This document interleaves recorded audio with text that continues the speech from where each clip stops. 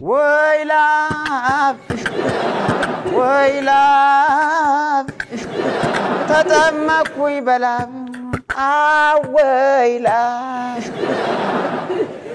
ነይ ቀሰሚን ካብለካ